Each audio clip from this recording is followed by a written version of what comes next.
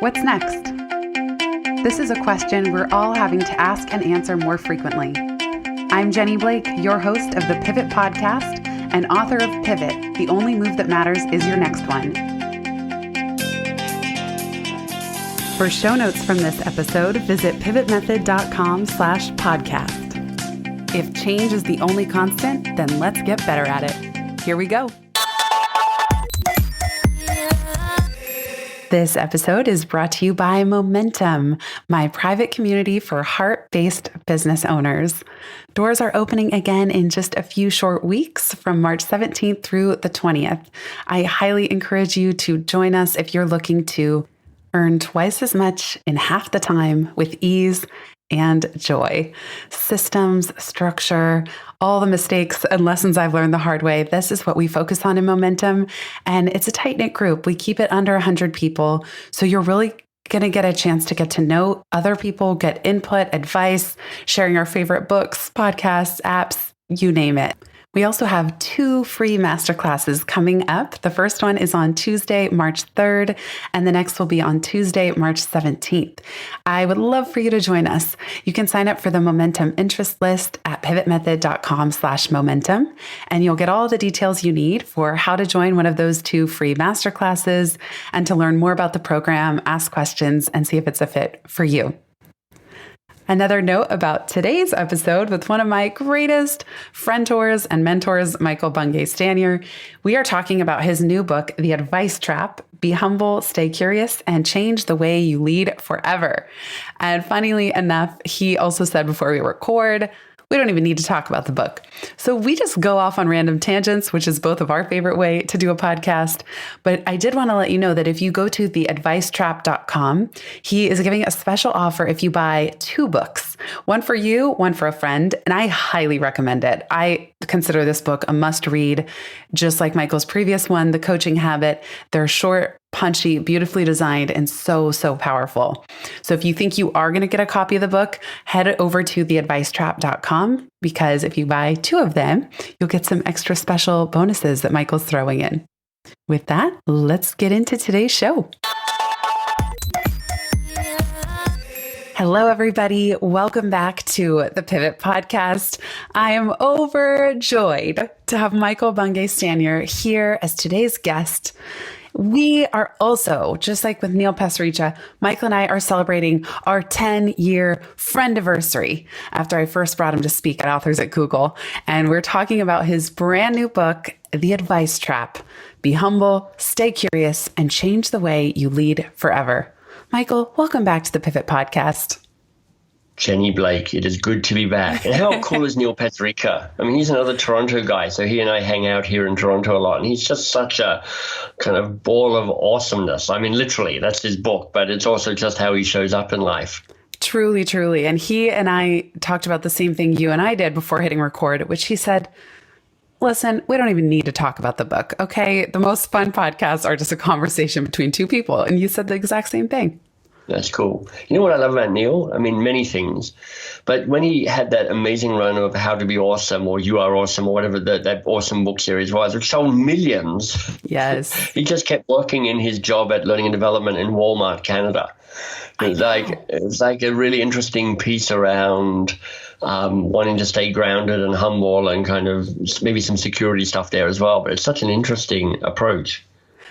Definitely. We talked a lot about that transition that he made because he stayed in it for a while when he could have left. And then I also thought it was interesting in one of his more recent books, he talked about how having that much success with a best-selling book, he started to become obsessed with the numbers and tracking the rankings and tracking the charts. And that even when you hit some number that your previous self would have been in complete disbelief at, there is this tendency we have to keep going for more. What else is out there? And I loved his awareness around that. And I'm curious if you've had that as well, because you've sold over 700,000 copies of your previous book, The Coaching Habit. So what's that been like for you in terms of aiming high and trying to get that tipping point and also keeping yourself sort of unattached to the outcome? Yeah, it has been something that I've tried to just be aware of and be conscious of, because 700,000 copies is just a ridiculous amount of copies for a book to sell. I mean, it is ludicrous.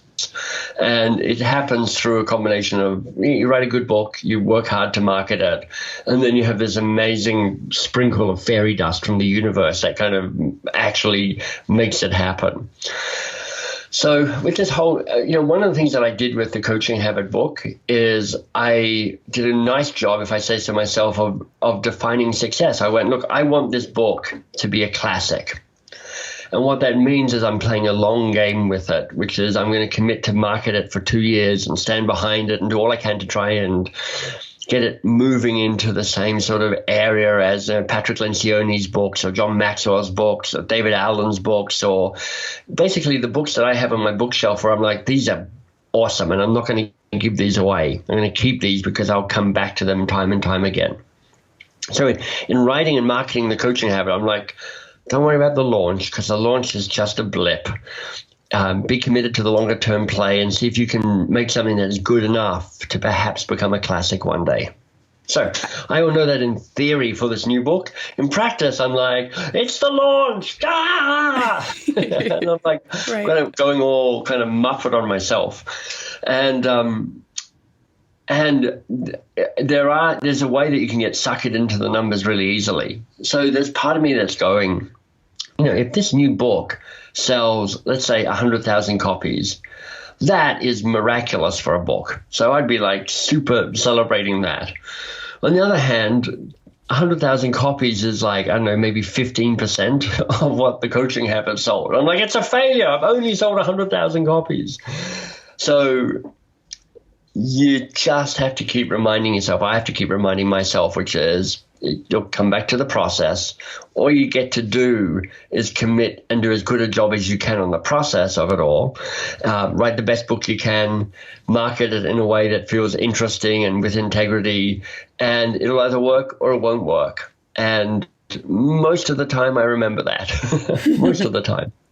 And to give people some context, if you're listening and you don't happen to be an author or you're not one yet, there's a rule of thumb that selling even 10,000 copies is a successful book. And I think it's something like only 5% of books will even sell that many, 10,000. So 700,000 is quite substantial. And one thing I'm curious about, and I'll just share, I don't mind sharing, but for Pivot, it's sold about 30,000 so far. Life After College was very similar the last time I checked, which was a few years ago. So hopefully that's ticked up a little bit now, although I don't put too much energy into continuing to sell that one. So I've been pretty happy with 30,000, though I haven't yet earned out my advance.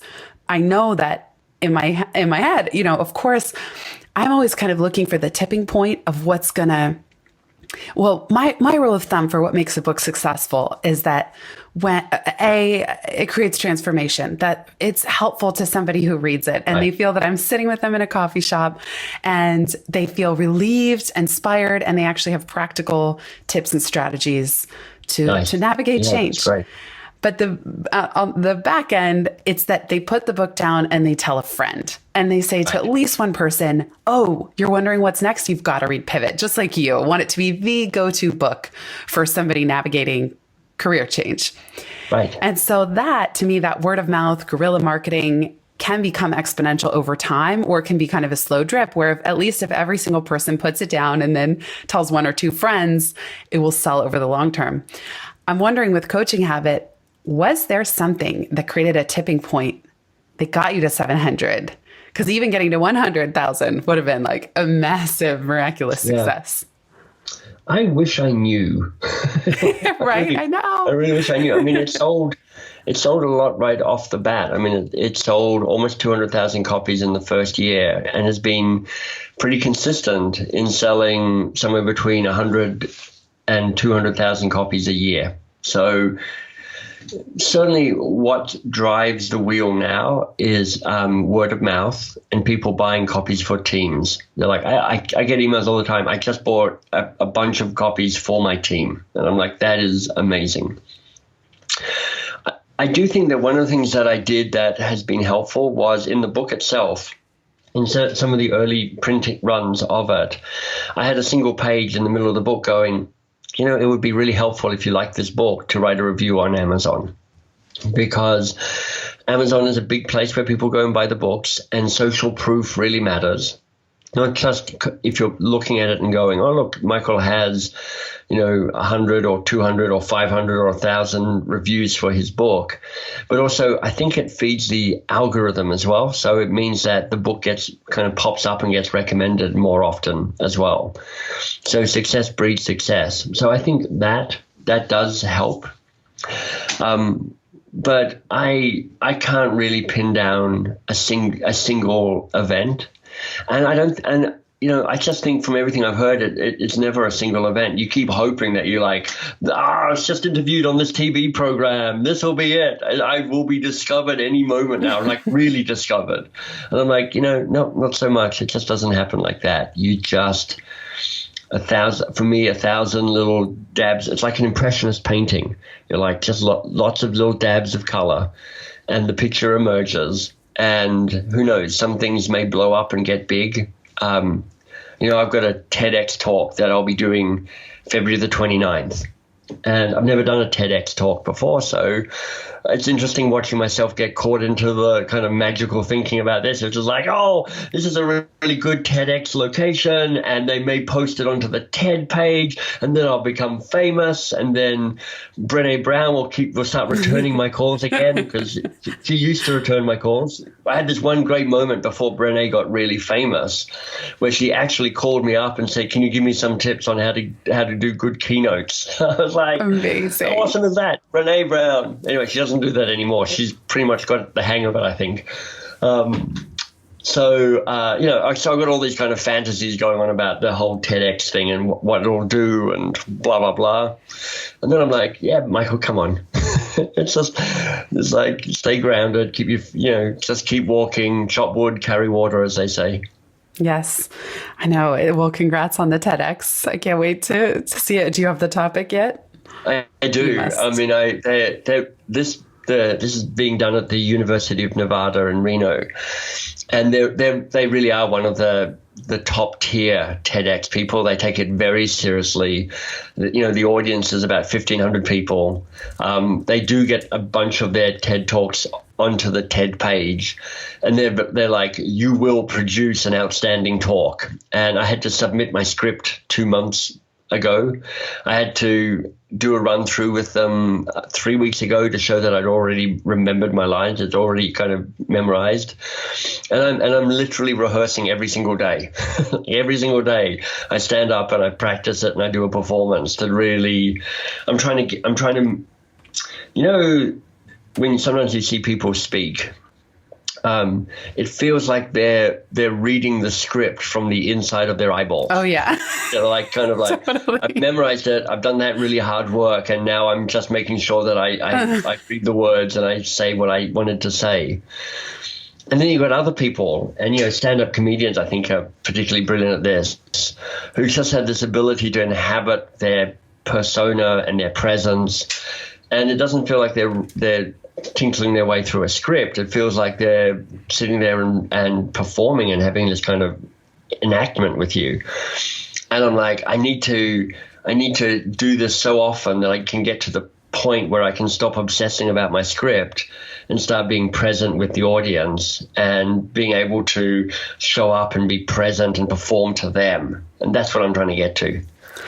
And that's exactly the advice someone gave me. I did one TED Talk in 2011, and it was one of my first even public speaking events outside of Google. And they said that it's the people that are the most rehearsed that come across the most casual and the most funny, right, and the most in the moment. And that was counterintuitive. And I was so glad that this person said that to me. And I think that's true. Sometimes if you're in the audience and the people who seem so relaxed and spontaneous, that they are actually the ones that have practiced the most. Exactly. I'm like, you know what? I don't even have to try and remember this because I've just said it so many times that I know the cadence and I know where my body should be and I know the little head gesture I'm going to do that will make you laugh or make you cry. They've worked it, and that's what I'm trying to do. I'm trying to knead the dough and work it and work it and work it. I mean, it's like writing a book. Right. The books that you read where you go, that was so well written and it was so easy to read. It just flowed. That's because that thing has been written and rewritten, 100 times. And it's just finally hit that place where all the corners are off it and it's just as smooth as it can be. That's kind of artistry, is that willingness to just keep reworking it. I always have in mind the Mark Twain quote, I would have written less, but I didn't have the time. Exactly. I've heard that being Twain and also Oscar Wilde, so I'm never not sure who's there, but it's that the point is made, which is right. The only way you write a good short book is by writing a bad long book and then just hacking it to death. Well, that's something I love about both The Coaching Habit and The Advice Trap. They're like twins, kind of, even though they came out 4 years apart.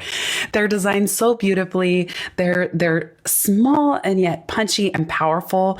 And listeners may or may not know, because our last podcast was 2016, but you wanted to get a traditional publisher for The Coaching Habit. And then time and time again, it just wasn't working out. They were dragging their feet. Right. So you self-published. And man, was that ever a blessing in disguise. I know. Incredible. I know. I'm just writing an email that I'll send out to the people on my mailing list.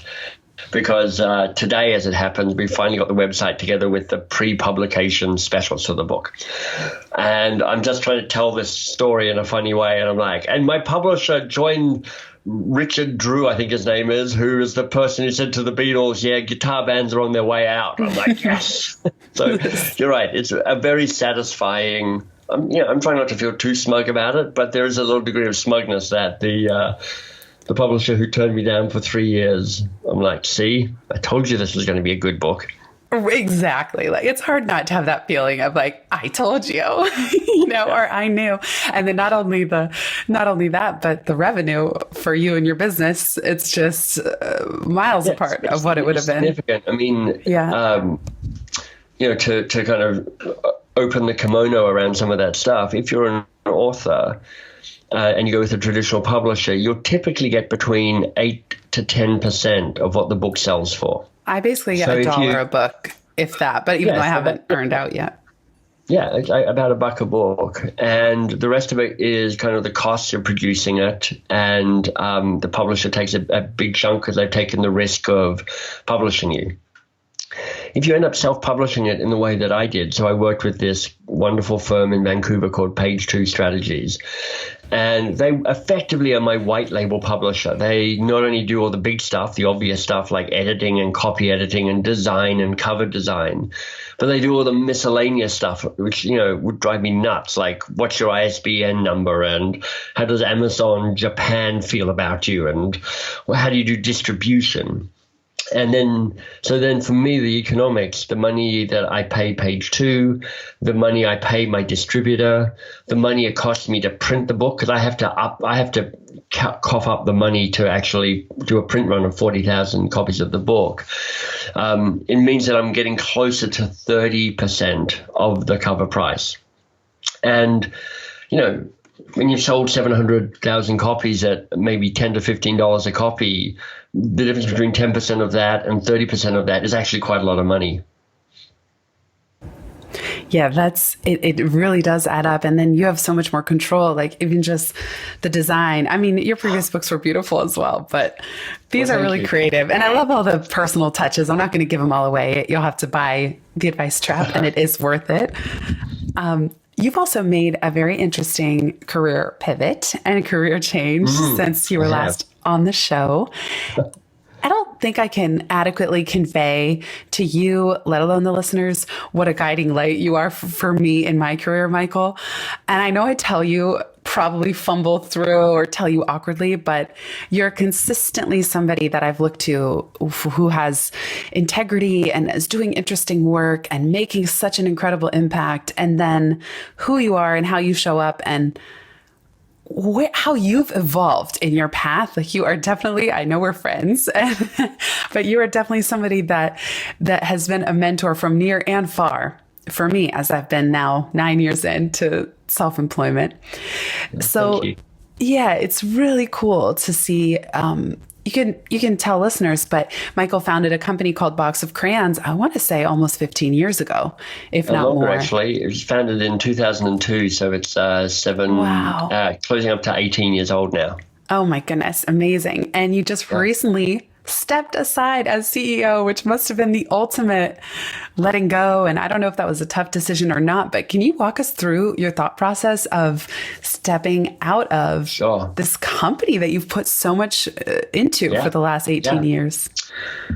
Yeah, so with the Coaching Habit book having such a success it did, not just as a book, but as a driver for business for Box of Crayons. And it meant that the company was on a growth jag. It doubled in revenue and then it doubled in revenue again. So now it's just a much more complex organization than it had ever been before. We're up to about 20 employees.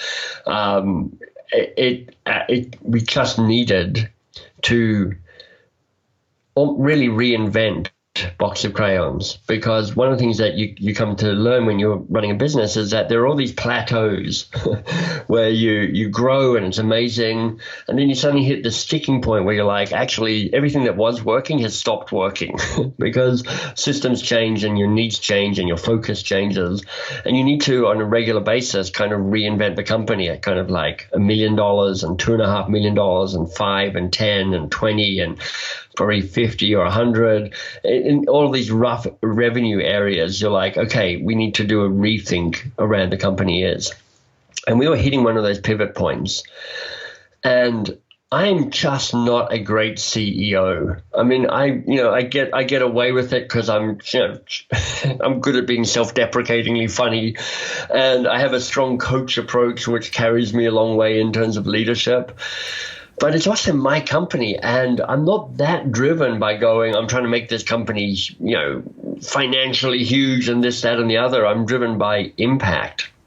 So back in 2018, I started talking to my coach around what it would mean to step away from such a hands-on, all-consuming leadership role at Box of Crayons. And there was one person in the team who just seemed that she might be a really strong candidate for potentially stepping into the CEO role.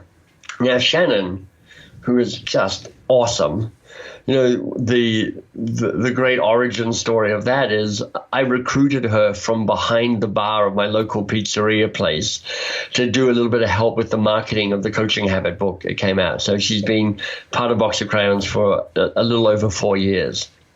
But she's just wired to be successful, and she's driven and ambitious in the right ways and strategic. And so she started off in a little bit of marketing and then got into sales and then grew the sales team. And then we spent a year from middle of 2018 to middle of 2019 sitting with the idea of her becoming the CEO and me trying to show what the job was like, while saying to her, but it will be different for you because I don't know what I'm doing. So I'm like a bad role model. And having a coach, Jill, to help us with that. And then July 1st, she officially became CEO.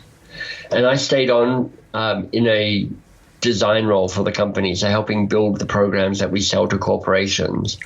But come January the 1st, basically Shannon walked me off the premises and went like, Michael, your work here is done. Step away. And so she is in this amazing process of stepping in and owning the leadership of Box of Crayons and becoming a CEO, but also starting to rethink and reinvent what this company is about. Because between us, she and I, we and the company holds big ambitions around trying to be a company that champions curiosity-led organizations, moving them away from advice-driven to curiosity-led.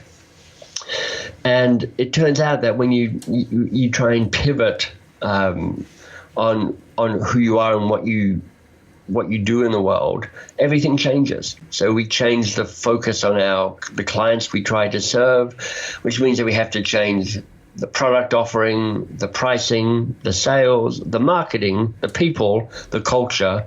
I mean, everything. So she's doing all of that. and is doing a great job at it. But of course, for me, I'm in this process of taking off the box of crayons cloak that I have worn for 20 years and now going, why now? What? Oh, this is what a midlife crisis. Oh, got it. And I'm exaggerating because I'm not really having a midlife crisis. Was there ever a moment when you were working with your coach, wondering or having that internal dialogue, well, I should like being the CEO, or could I be a better CEO? You know, did you go through a phase of feeling like you just needed to do some personal growth around this to get you to that CEO hat? Or were you pretty clear that it just wasn't for you? And then I'm curious what that thing is that you love more when you say making an impact, what role you're excited about as you look ahead. Yeah. I've always had people who've been very willing to give me feedback on how I'm not a great CEO. So I was like, and you know what? I'm not terrible. I've managed to grow the company to a certain size. I'm a compassionate leader. I trust people. I support them. I care about the culture, blah, blah, blah. So there's a bunch of things that I can tick off.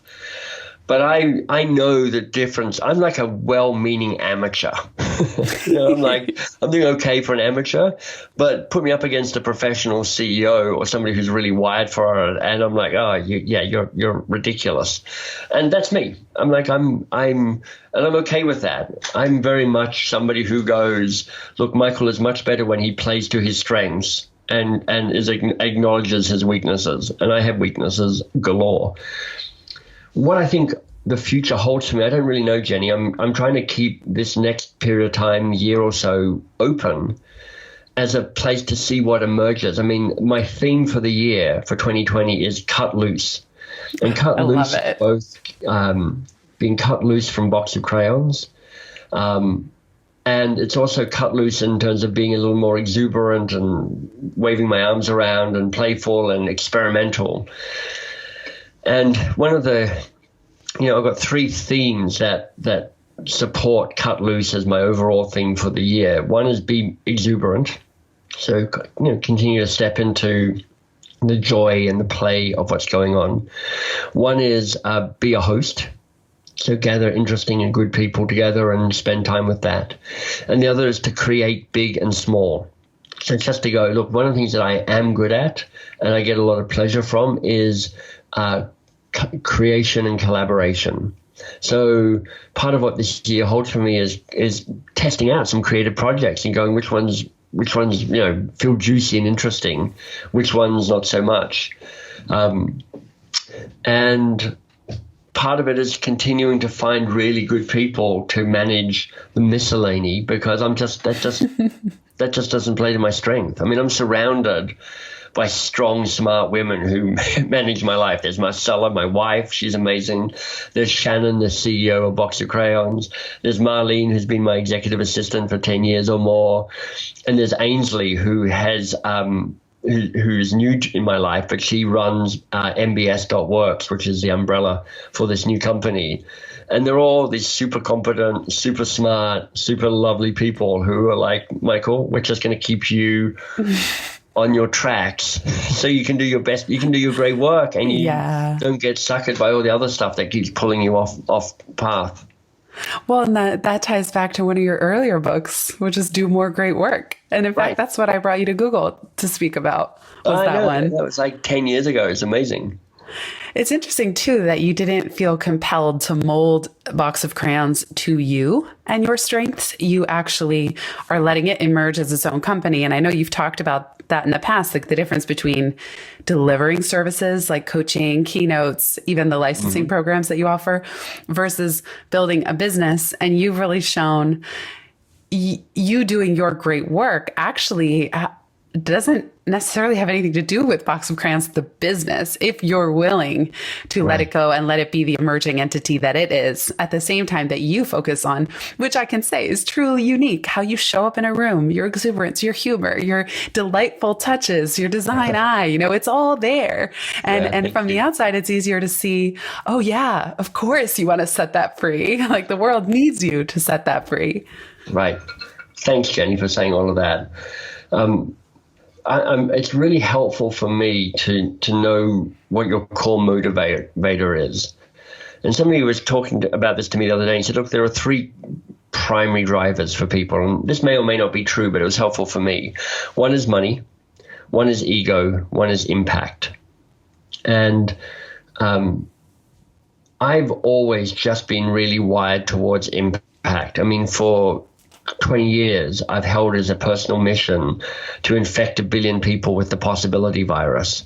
And for me, that is all about impact. And it's all about impact where I don't actually have to be known or in the center or in the spotlight. It's like, how do I get good stuff out into the world? And that's just been super helpful, because when I look at Box of Crayons, if I was driven by ego or money, I might have made different decisions. But because I'm going, look, I want Box of Crayons to have an amazing effect in the world of work. Can I do that? Nope. I need help. So finding Shannon and the rest of that team is part of that. It's interesting to hear you say that, because part of what helped me make the decision to leave Google was I looked up the reporting management chain up to Sheryl Sandberg, who is leading my part of the organization. And I had this aha moment one day where I thought, I don't want her job. It was this big aha, because up till that point, I was operating under the assumption you just climb the ladder until you're super high up or you're middle management. And I remember thinking, that's the last thing I want. It's just too many people. Right. It's too complicated. And like you, I love coaching and working with people, but the idea of a manager didn't appeal to me. And then when I started my own thing, I remember thinking, I don't want to build some big consulting practice where I have all these employees, like essentially how you've described Box of Crayons as it is today. I remember thinking to myself, it's not what I want. And yet as Pivot is more successful, I see how clearly you need to have more and more structures. And for now, I'm enjoying building those and building out the team and the programs and our corporate clients. And yet it is so important to stay tuned in. I'm finding a real love of the craft of business building. Like there is a creativity in that, but there may also come a day where I want more simplicity. So I focus on expansive creativity and contribution that way, not the machinations of managing a complicated company, as like weird as that is to say.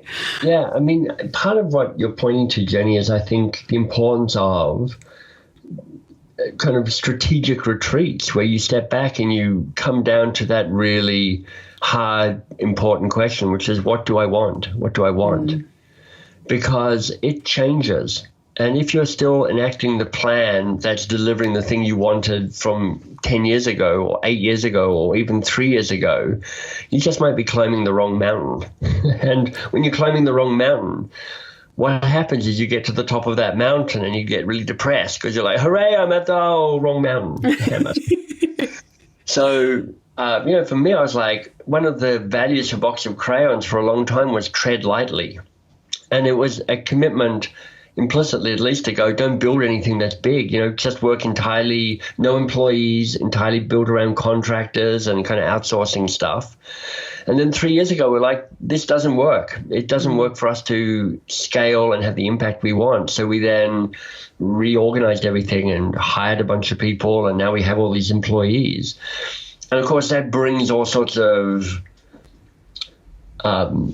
things to think about, like, wow, it costs, some large chunk of money every month to run Box of Crayons. I mean, it's a 6-figure number every month. I'm like, that's a lot. Yeah. I mean, I remember the first year when I started Box of Crayons, the first year I earned over $100,000. I'm like, this is a miracle. Right. And if I can just keep doing this, then my life is golden. And now it costs well over that just to run the company on a monthly basis. And it's like, it changes. You grow, your ambitions evolve and morph and change. They don't have to get bigger. They can get more deliberate, more focused, more intent. But I think you just want to stay connected to what's the thing that I want here? What's the work I'm going to be doing? When you were talking about the two mountains, it reminded me of the part of the advice trap where you talk about easy change versus hard change. Right. And it was so good. It's like easy change is the present you to stay on the present track. And then hard change is for future you. It's hard because it means becoming someone else or evolving in some way. And at the heart of hard change is a need to surface commitments about how you show up as future you and to say no to those because they no longer serve you. Yes. Oh my gosh. And it's hard to figure out what those commitments are. And then it's even harder to say, oh, I need to say no to that so I can say yes to this greater, better sense of self that shows up in the world the way I dream of. And yeah, it's kind of profound work. I mean, it's part of the book is trying to lure people into going, I can take this on, but it is a challenge for sure. One of my coaching clients and I just yesterday were trading emails about the no snowball, and it Right. changes so hard. You're exactly right. And I think even in Pivot, I quote John Maxwell, you have to say no to the good so you can say yes to the best. That Right. saying no to good things or things that got you where you are is hard. It's hard. And Because they're not things, there are people attached to the things. yeah, or So you're letting semi-exciting. Yeah, right. You say in the book, so I want to close out with this, and I laughed on this page. You said, I totally get the irony of writing a book of advice on how to give less advice. Let's embrace the wisdom of paradox and leave it at that. So let's embrace that paradox for even the closing of this podcast. If you could give people, ironically, one piece of advice or your best piece of advice from the advice trap, what would it be? I think, the metaphor we introduce in the book, and we kind of expand on in the book, is tame your advice monster. Because that's the metaphor that sums up the challenge you're taking on when you go, I'm going to become more coach-like. I'm going to stay curious a little bit longer. And the place you might choose to start is just by beginning to notice how quickly you default to advice giving as the reaction and the response you have to most situations. It is insidious. You spend a lifetime being rewarded and encouraged to go, the way you add value is by having the answer. So, get that in your head and start telling them as fast as you can. Because until you notice how ubiquitous it is, it's hard for you to realize what you want to change, what you're up against. So that's probably where I would start, Jenny, is just start noticing your advice monster. And if this is like, oh, I'm interested in that, there is this questionnaire, which I think you can find at myadvicemonster.com, which will be, it's short, it's like 5 minutes, but you can go, which of the 3 advice monsters is strongest in me? And what are some tactics I can use to actually tame that advice monster? So good. I love the website URL, and I'll put that in the show notes. Thank you. You can also listen to episode 26 from back in 2016 on Tame the Advice Monster. I know. And one thing that I like to say, I had a prescient. I pulled that topic right out of the You did. You also, it really stuck out to me. You say your job is to stop seeking the solutions and start finding the challenges. Yeah. Michael, go ahead. It's such a big, I remember writing that and going, oh, that's good. Yes. You're like, oh, I think that's profound, which is like, if you reframe the value you add in a conversation, the role you can play in a conversation, say, look, my job is not to come up with a fast, wrong answer. It's to hold the space so that we can figure out what the real thing is that we're trying to figure out here. If you do that in your personal life, in your organizational life, you will become invaluable. Absolutely. And as you would say, be lazy, be curious, be often. Michael, thank you so much for being who you are, being such a friend and mentor to me for so many years, and for these incredible books. Thank you, Jenny. Everybody go out and get your copy. This is like a do not pass go. If you're a manager, a coach, a mentor, or a person, buy The Advice Trap. Be humble, stay curious, and change the way you lead forever. Thank you so much, Michael. See ya.